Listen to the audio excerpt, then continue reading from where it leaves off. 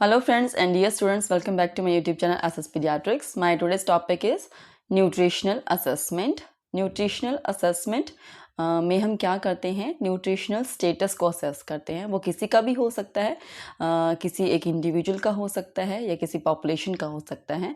Nutritional status का meaning क्या है? जो करंट बॉडी स्टेटस है, करंट स्टेटस है किसी एक इंडिविजुअल का, उसकी नरिशमेंट का, उसका जो स्टेट ऑफ नरिशमेंट है एक इंडिविजुअल की बॉडी का, वो कैसा है, और उसे असेस करने के लिए जो है वो न्यूट्रिशनल असेसमेंट करनी पड़ती है, जिसमें वेरियस मेथड्स होते हैं, डायरेक्ट एंड इनडायरेक्ट. अभी ये डायरेक्ट और इनडायरेक्ट मेथड्स हमारे पास क्या हैं जिसके थ्रू हम न्यूट्रिशनल असेसमेंट कर सकते हैं बच्चों का और एडल्ट का, तो वो सब आपको जानने के लिए वीडियो लेक्चर को कंप्लीट सुनना पड़ेगा. So let's start with the topic nutritional assessment. Start with the topic nutritional assessment.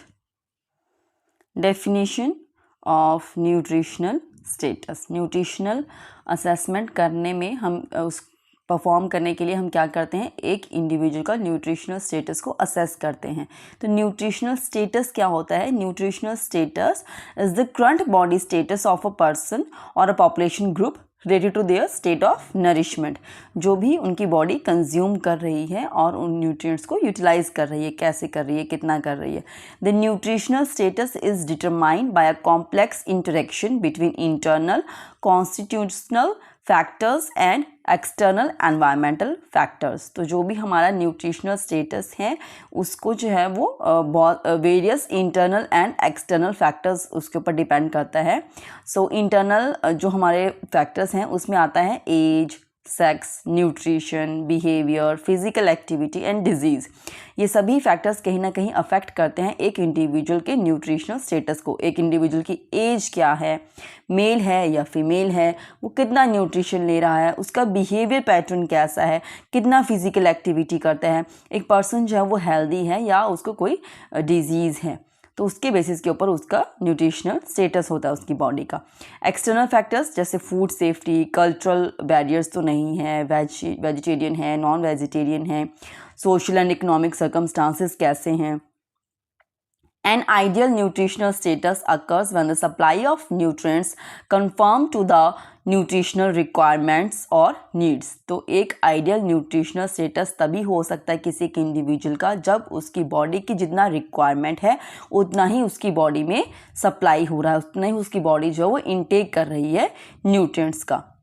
Diets are rated in quality according to the balance of nutrients they provide and not solely on the type of the food eaten or the amount of caloric intake. तो balanced form में हमारी body को जो requirement है उस form में जो proper nutrients जो है वो बॉडी में जाना चाहिए, प्रॉपर क्वालिटी भी प्रॉपर होना चाहिए, ना कि सिर्फ और सिर्फ जो है वो हम सिर्फ कैलोरिक रिक्वायरमेंट पूरी कर रहे हैं, बट स्पेसिफिक जो है जितना भी हमारी बॉडी को रिक्वायरमेंट है विटामिन्स का, मिनरल्स का, वो सब भी स्पेसिफिक होना चाहिए.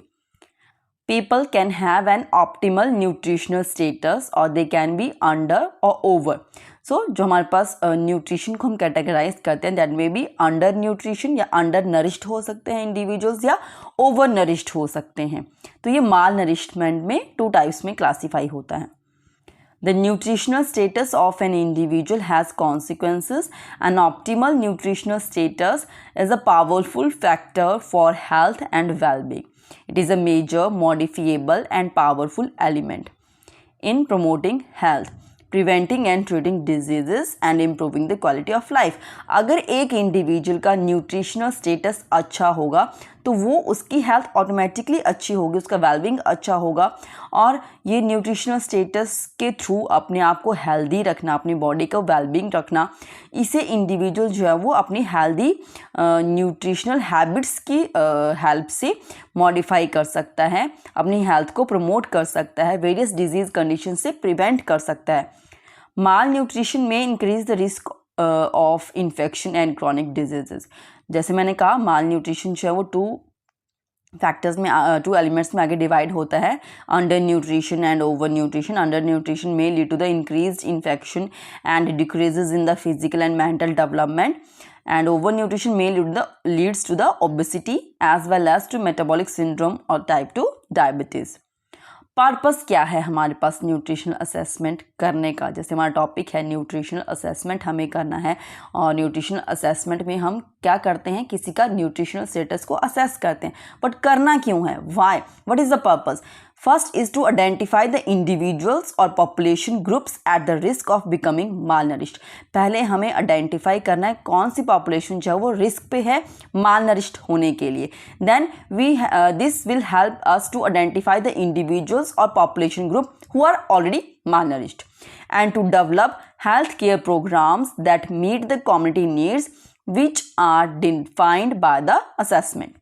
To measure the effectiveness of the nutritional programs जो पहले से चल रहे हैं, and the interventions once initiated जो start कर दी गई हैं by the side of the government, उनका कितना इफेक्ट हो रहा है हमारी कम्युनिटी में, हमारे जो पॉपुलेशन जो एरिया है वहाँ पे उनको कितना इफेक्ट हो रहा है। Methods of nutritional assessment. Nutrition is assessed by two methods, direct and indirect, as I told you earlier. And the direct methods deal with the individual and the measure objective criteria, while indirect methods use community decide that reflect the community nutritional status and the needs. So direct methods में हमारे पास क्या आता है, anthropometric measurement methods और clinical methods, dietary valuation methods, biochemical और laboratory methods, जिन्हें हम आने वाले वीडियो लेक्चर्स में one by one in detail discuss करेंगे। Next is the indirect methods of nutritional assessment. Ecological variables including agriculture crop production, economic factors, for example household income, per capita income कितना है, population density कितना है उस area का, food availability अच्छे से हो रही है और उसके प्राइसेस बहुत ज़्यादा होने की वजह से लोग अच्छे से परचेज नहीं कर पा रहे हैं, कल्चरल एंड सोशल हैबिट्स कैसी हैं, vital health statistics, morbidity, mortality and other health indicators, for example infant and under 5 mortality rate, utilization of maternal and child health care services, fertility indices and sanitary conditions. So ये हैं हमारे पास methods to assess the nutritional status of an individual. So this is all about my today's topic, nutritional assessment का जो just एक introduction part था वो मैंने आज के लेक्चर में आपके साथ डिस्कस किया, और आने वाले वीडियो लेक्चर्स में इन डिटेल हम डिस्कस करेंगे various direct methods and indirect method to assess the nutritional status of an individual. So ऐसे ही और इंटरेस्टिंग टॉपिक सुनने के लिए चैनल को सब्सक्राइब करें SS paediatrics, and please like and share my videos. Thank you.